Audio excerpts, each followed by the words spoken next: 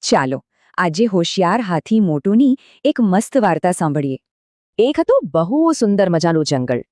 અને એ જંગલમાં એક નાનો અને ખૂબ પ્યારો હાથી રહેતો હતો. અને એ પ્યારા હાથીનું નામ હતું મોટું. આ મોટું છે ને એ બહુ જ હોશિયાર હતો.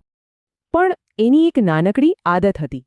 એને બધું કામ છે ને પછી કરવાનું બહુ ગમતું. પછી એક દિવસ શું થયું? જંગલના રાજા સિંહભાઈ આવ્યા.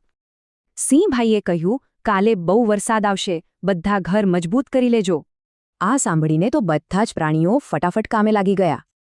પણ આપણું મોટું, એણે તો કંઈક અલગ જ વિચાર્યું. એણે તો કહ્યું, અરે વાંધો નહીં, હું તો કાલે કરી લઈશ. પછી શું થયું ખબર છે? રાત્રે તો ખૂબ જ જોરથી વરસાદ પડવા લાગ્યો. અને સાથે સાથે સુસવાટા મારતો પવન પણ ફૂંકાવા લાગ્યો. અને મોટુંનું ઘર તો નબળું હતું, એટલે એ તો તૂટી ગયું. આ જોઈને તો આપણો મોટું બિચારો ચિંતામાં પડી ગયો. પણ એવામાં જ એના વહાલા દોસ્તો ત્યાં આવી ગયા.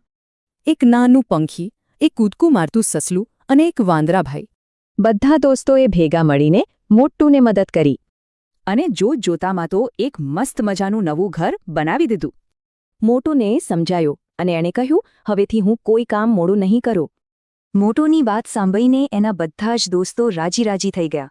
તો આ વાર્તામાંથી આપણને એક બહુ સારી શીખ મળે છે કે આપણું કામ ક્યારે કાલે કરીશ કહીને બાકી ન રાખવું જોઈએ.